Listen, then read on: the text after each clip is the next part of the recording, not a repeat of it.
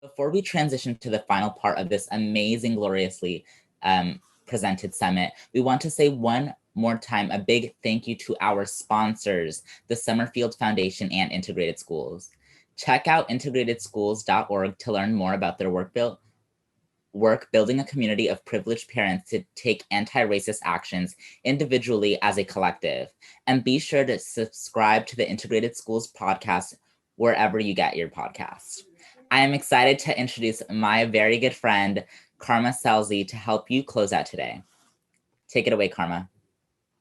So for those of you that saw me earlier this morning, it's good to see y'all again. This has been an amazing day. But if not, I'll just quickly reintroduce myself. My name is Karma. I am a first-year student at Brown University, and I am also a Teens Take Charge alum.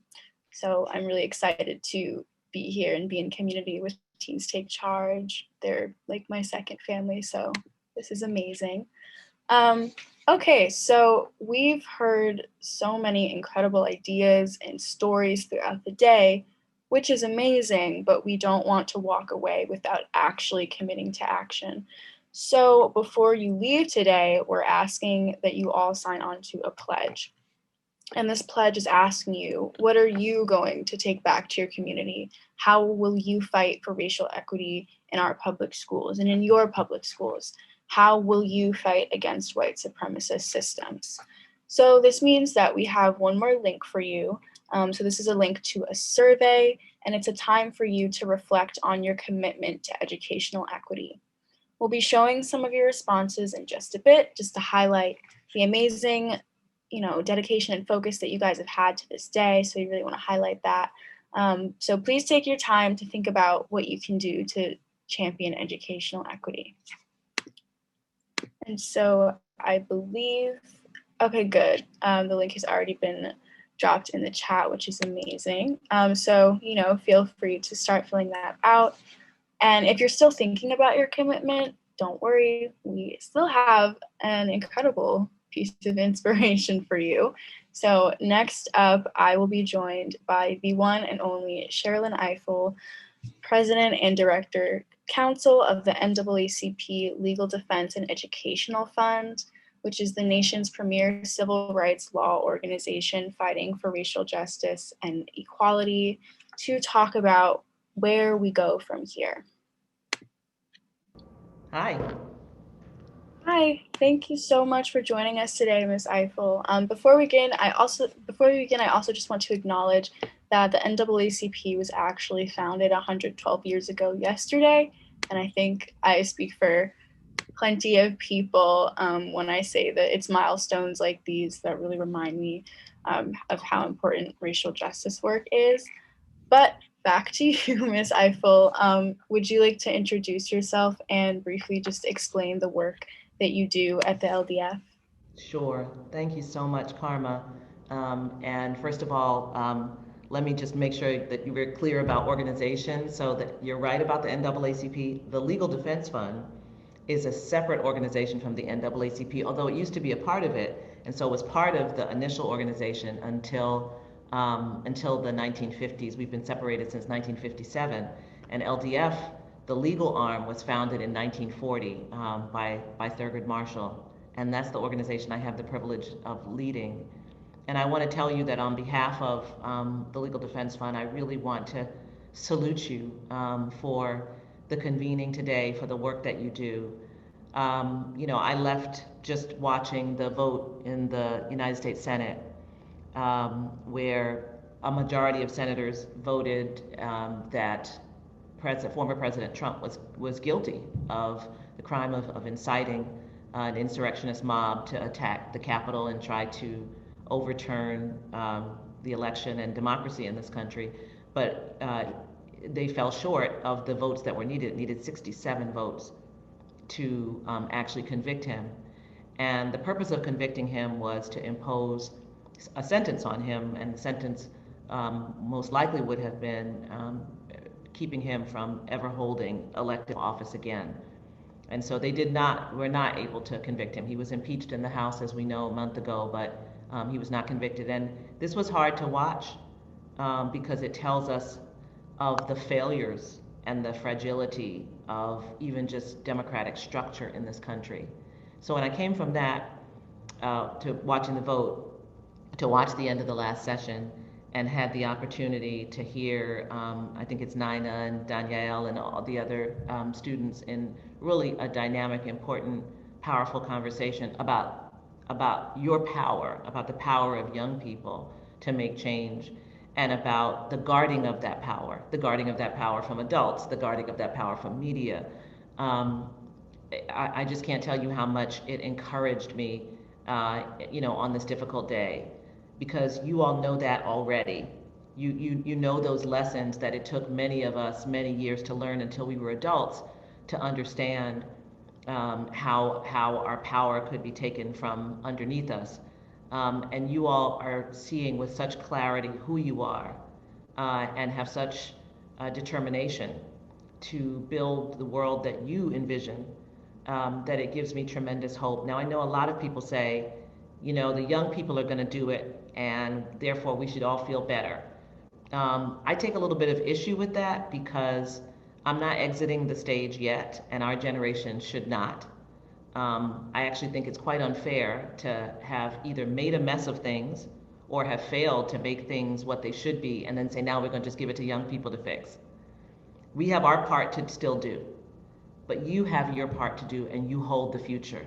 You are more ambitious than us. You have less fear.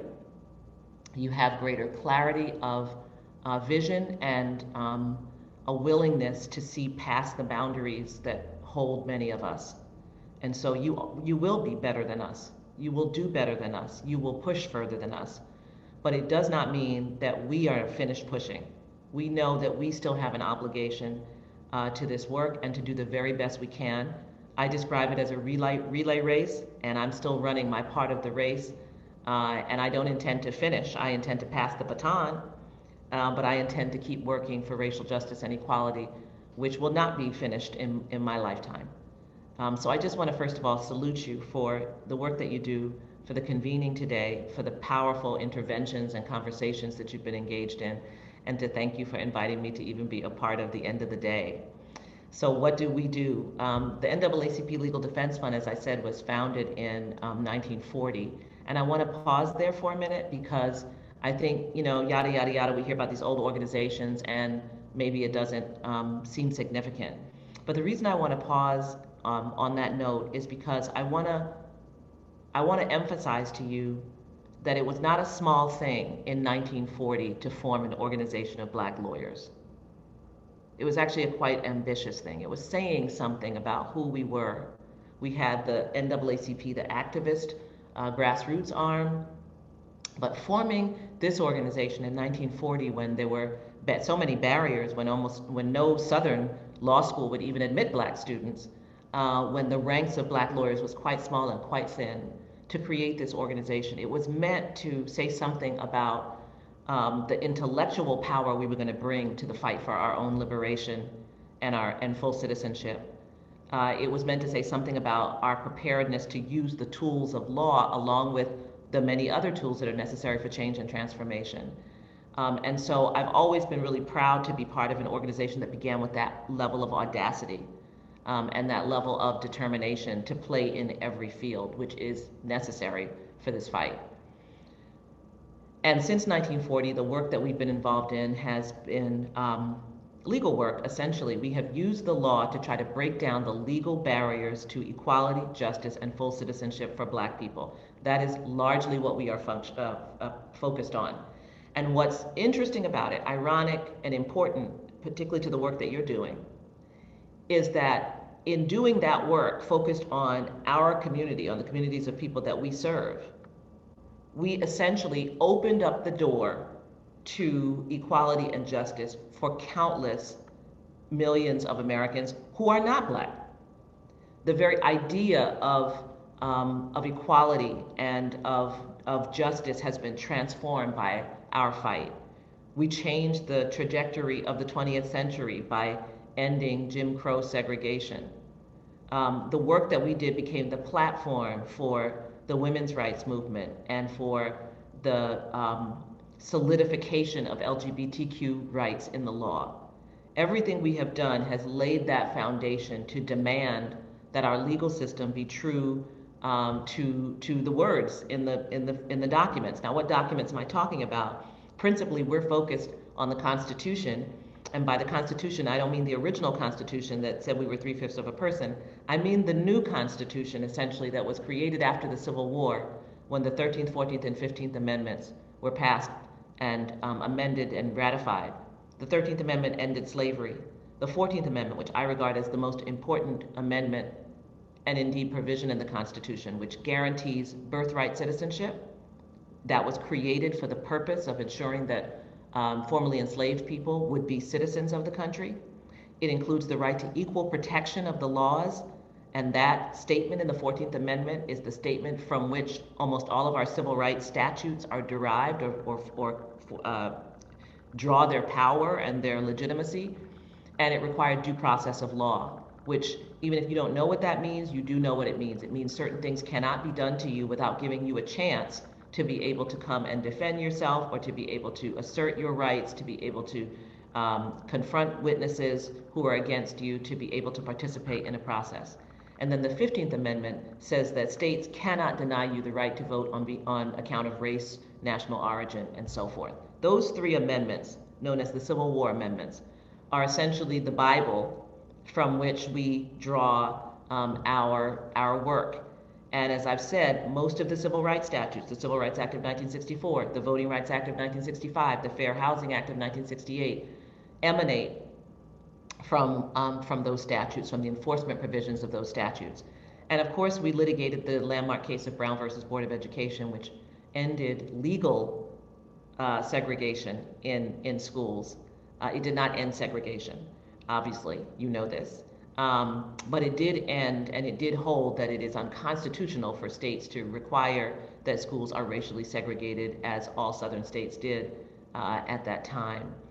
It was a powerfully transformative decision. That it was a decision about education first and foremost, but within 10 years, that decision became the basis upon which every aspect of American life was legally desegregated. And we have continued to work in the education space. We work intensely around school discipline practices. We work in Baltimore, where we're challenging unequal financial distribution to schools in Baltimore City, and the need for support for school operations and programs. We continue to work on desegregation cases in the South. We work in New York City, challenging specialized high school one exam regime, working with Teens Take Charge, of course, and we work in a variety of other states around education issues. We've been intensely involved, particularly since COVID, on looking at issues of equity and school closures and access to broadband and so on and so forth. And we have a team of amazing lawyers, and some of you know them because they work with you and represent Teens Take Charge and other young people in some of our other school cases.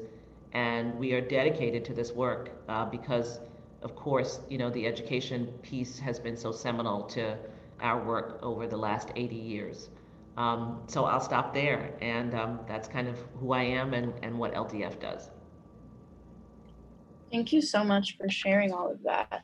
Something that you said that really stuck with me was just sort of the frustration that you felt with everything going on regarding the impeachment. And I think that's something that's really relatable, especially as youth, because as you said, like, people are either talking down to us, or you have the other extreme where they expect us to just fix everything. And so I guess I'm just kind of wondering, do you have any advice as somebody who's been in this work and who has had to deal with that same kind of frustration for years? Like, what would you say to the youth who are fighting for educational equity in these times of just constant pushback and frustration? Yeah. You know, to do this work, to decide that you are going to commit yourself to a fight that tries to get at what is a kind of systemic injustice is a very particular thing, because you have to do the work knowing that there is a strong possibility that you will not see in a short period of time the outcome that you seek, right? To be involved in any kind of structural work means that you're trying to get at the root, you're trying to get at the foundation of the problem. You're not trying to get at just the cosmetic vision of the problem. And so that means that you have to carry with you a sense of the longevity of the battle. And what that means, I would say, for young people is that it's critical that you understand that the contribution that you make in the moment to the work is never in vain. It's the relay race I just talked about. Every piece of this work builds on the piece that came before it. You are doing work that's built on the work of youth activists and students who came before you. You're building on the work of Barbara Johns in Prince Edward County, Virginia. You're working on you're building on those young students in Los Angeles in the 50s and 60s who were fighting for school equity, and in New York City and in Boston. You're building on all of that. And every round, every new iteration actually weakens the structure of inequality. The trick is, it won't let on. You will think, it's almost like looking at today's vote. You feel like, oh gosh, I just want to throw in the towel, we're never going to win. And you feel like maybe you're not making a difference, but you are making a difference. And if you stay with the arc of the work, you will have the opportunity to see how the work that you're doing is picking up threads, and then you're leaving part of that tapestry for the next generation to pick up threads as well. And I do think, and I do agree with the young people who were speaking earlier. I think it was Danielle was saying, older people love the intensity of young people, and then he was saying, but you have to guard it because they kind of want it and they're going to take credit for it. You do have like this important window when people want to hear what you have to say.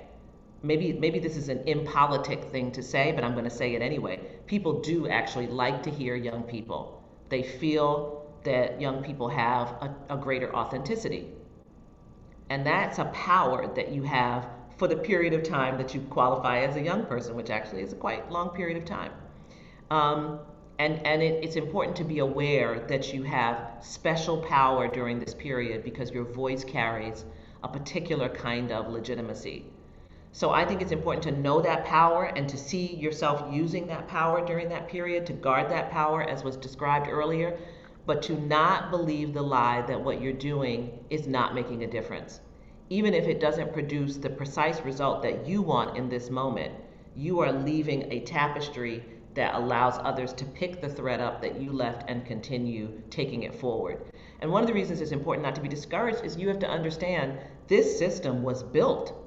It's not an accident that there's racial segregation in schools, that there's tremendous economic inequity, that there is gender imbalance, that there is bias in every aspect of it. That is not an accident, right?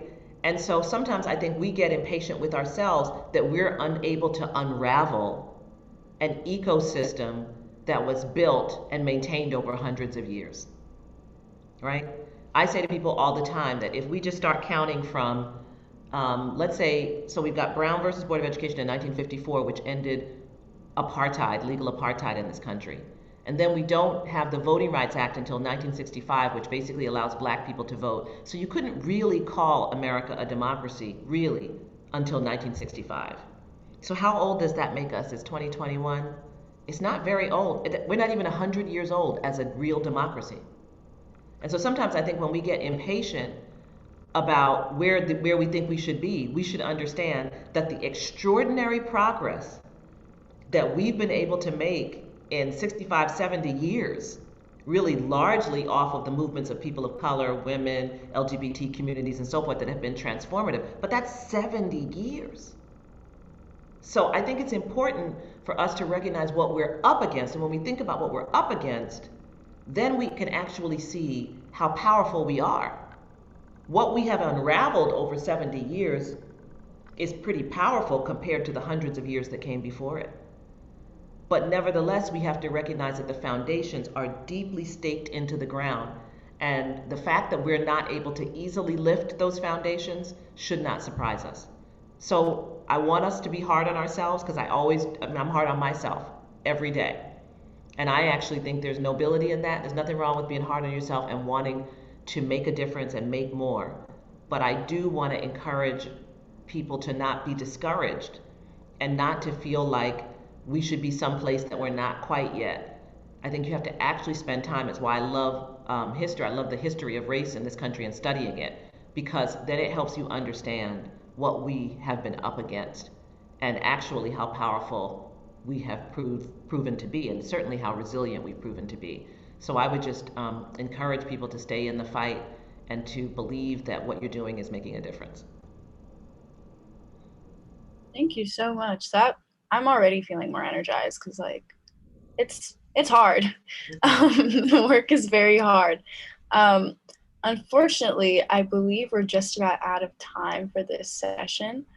So I just wanted to thank you so much for being here. It's been amazing to hear your voice and to hear the perspective of someone who is so deeply invested in the legal and just social aspects of this work. So thank you so much again, Ms. Ifill, for being here. It means so much. Well, you have to call me Sherrilyn, and I thank you, Karma, and I really feel privileged to have been able to be a part of this day. And please, you all, stay encouraged. You just have so much power, and take good care of yourselves as well. Self-care, they say, is the gift you give others. Take good care of yourself. And thank you so much for letting me be a part of today. Bye. Thank you. So before we sign off, we want to welcome Natasha Capers from the Coalition for Educational Justice for a libation ceremony.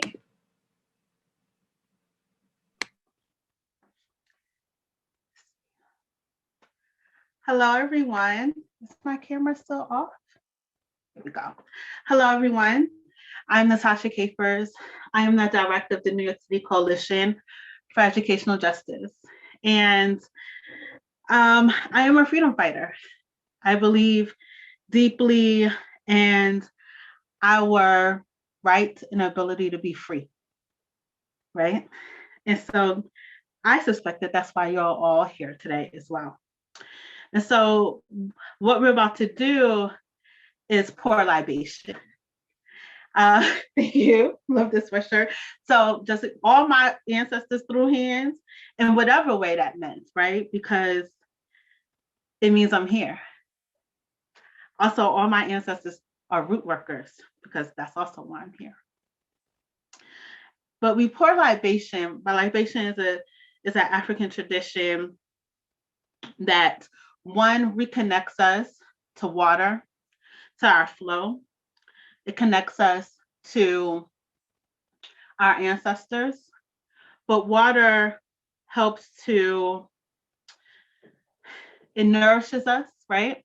But it also helps to amplify our prayers. And so this practice is really about getting so deeply connected to our ancestors, to why we are here, and to amplify our collective prayer of liberation and freedom and wellness and love, right? All those beautiful things. And so I'm going to pour libations. And I don't know if you can see this, but this jar is full of water, and all of the water is filled with all these amazing bubbles. And it's also believed that when you have sitting water that is filled with bubbles in this way, that it is the presence of our ancestors present with us in the moment. So the fact that this vessel is filled with these bubbles just show that they are ready for us, that they are listening to us, and that they are with us. So we're going to begin, and I invite you to really hold space for your own prayer, for what it is that you need amplified for yourself in this moment. Perhaps you want to grab yourself a drink of water, because not only are we amplifying our prayers to our ancestors, but we are also remembering that we are our ancestors. Our ancestors are not outside of us. They don't just come running. They are within us. They are living within us. They are living within our DNA. They are alive with us. So we will begin. Thank you. Thank you to our ancestors that allowed us to become who we are in this moment, that allowed us to be born in this moment. Thank you to our ancestors that allowed us to be here together in this moment.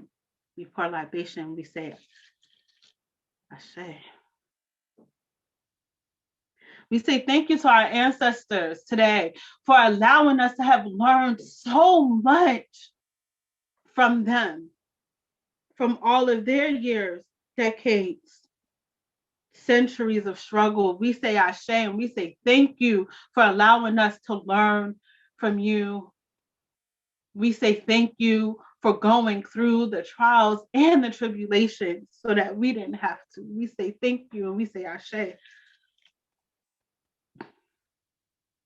We call upon our ancestors for continued strength to keep going when it sounds hard, when it is full of fear, when it is full of unknowing, when it is full of, I don't know if I have anything left to give. We ask that you stand with us, that we feel your hands on our shoulders, that it is your voices that flow out of our tongues, and that we may be able to go one more moment, one more day, one more year, one more fight, one more battle.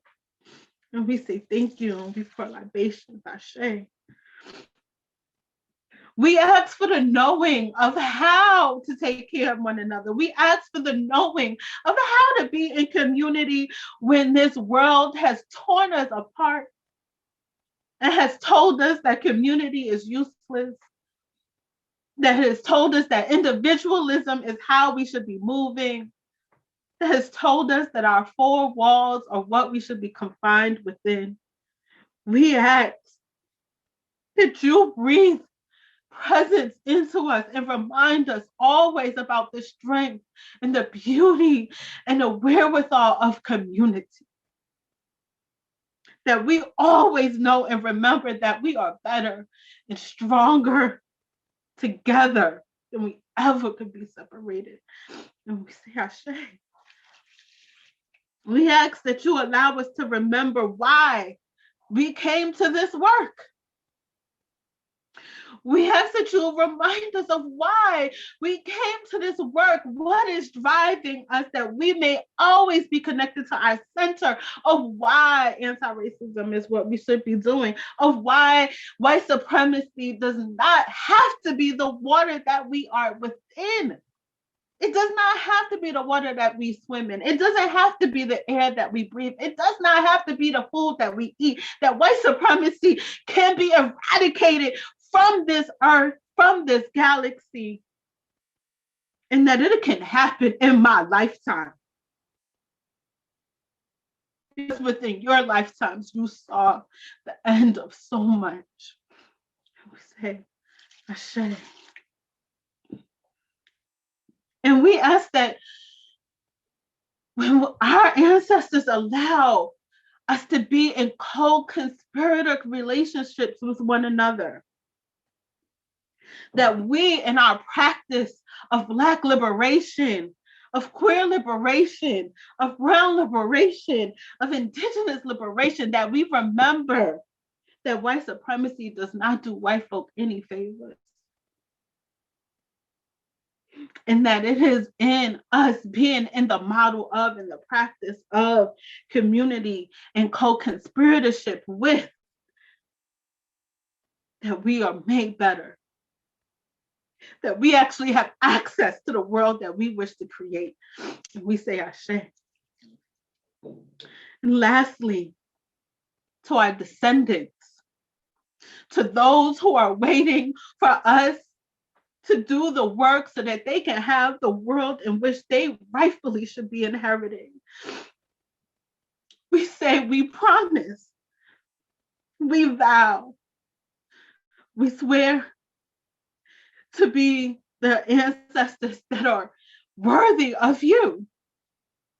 We say to our descendants that we vow to be ancestors that are worthy of you. That we will leave you a world that is wonderfully and rightfully yours. that we will fulfill our life's mission to give that to you. Because we know our ancestors co-conspired for us to be here together. So that way our descendants can be in their future together, whole and free and happy. We say Ashe. Lastly, to ourselves, that we remember that self-care is not just an over-glorified pampering session, although those are nice. That we learn self-care through radical Black learning, through the Black Panthers, through Audre Lorde. That we learn that self-care is an act of Black preservation, and that we have every right to be here. And that when we take care of ourselves, it is because we are worthy of care. And we shall never forget that. That we shall never act against our own interest of our own care. Because what is more liberating than being able to take care of oneself?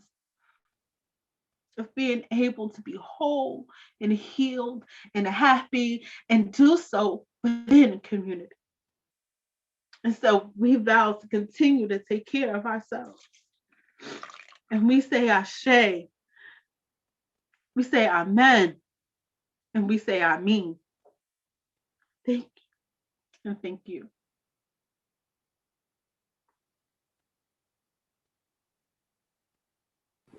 I am so moved by your beautiful libation ceremony, Natasha. Thank you for sharing that with us. Seriously, so much love for you. I started to light my Palo Santo in presence of you. So thank you so much for sharing this beautiful ceremony with you. We are here with you.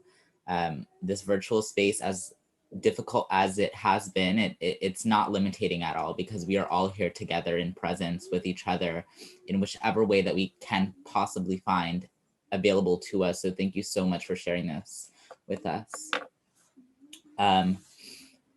Thank you so much, Karma, Miss Sherrilyn Ifill, and Natasha again. What a way to end the day.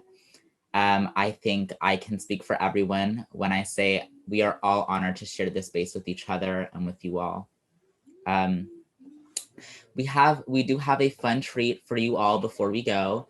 So please check your email within the next few days for a virtual gift bag full of resources and inspiration from today. And don't forget to complete the survey and pledge. This is our first ever summit, and we would love your feedback. We also want to say another huge thank you to all the people who made today possible.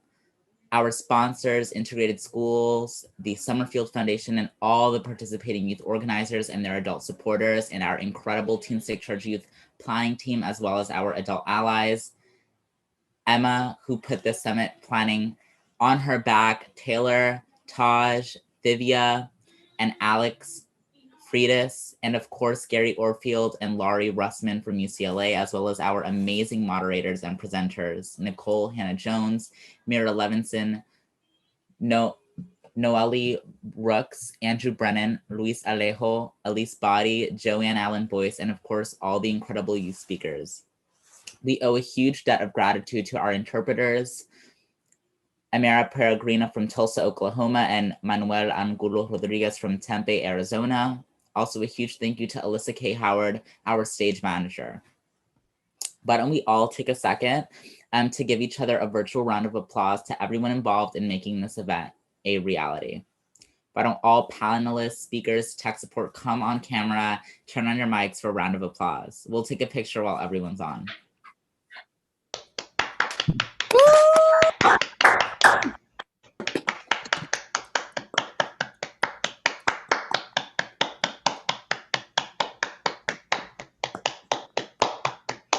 Thank you all. Please don't let this be the last time we hear from you or see each other. We hope you all stay connected, keep fighting, and build coalitions and community with one another.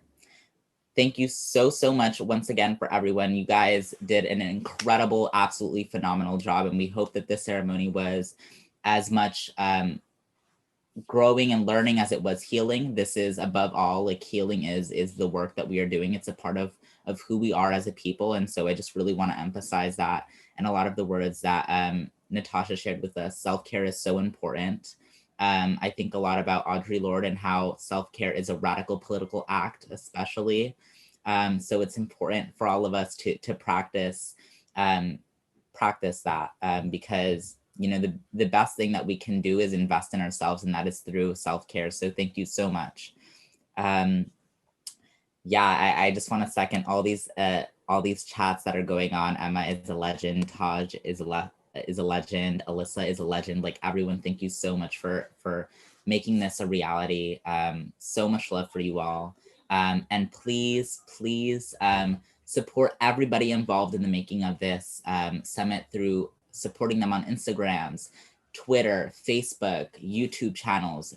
Follow those podcasts, subscribe to all these amazing resources that everyone shared with us today on the resource page, as well as, once again, keep a lookout for this virtual gift bag that we will be sending all of you, which will have all this amazing information. And once again, you guys probably already know this, but you can definitely follow us on Instagram, Facebook, Twitter at Teens Take Charge. And we also have a phenomenal TikTok account kind of up and coming so that you can watch our fun videos there as well. So yeah, thank you all so much. We're gonna play some close out music, but please feel free, kind of like in true summit fashion, to hang out a bit, chat, message each other, and say goodbye to one another, because that's what we're here about, right? We're about community building. We're about friendship building. So thankful for everyone who was able to dedicate the time of their day and welcome us into their homes, especially during a pandemic. We really, really appreciate everyone. I was amazed to see the hundreds and hundreds of people who hopped on this panel. It's been really, truly amazing. And yes, thank you to the tech, everybody who was involved. This is not a single faceted event. Like, a lot of the communities that we come from, we all came together to make this possible. We live because the communities of our people have been as well, right? And I think a lot about the Maroon societies that a lot of us come from. They build coalition within each other to survive and build the resilience that we all inherit, as Natasha emphasized earlier. So amazing work, everybody. Thank you so much. And now for the closing slide and the music. Oh, and panelists, if you want to say goodbye to anyone, please feel free to unmute yourself and show your camera, and also stick out in the green room as well, to kind of close out with everyone. So much love for you all.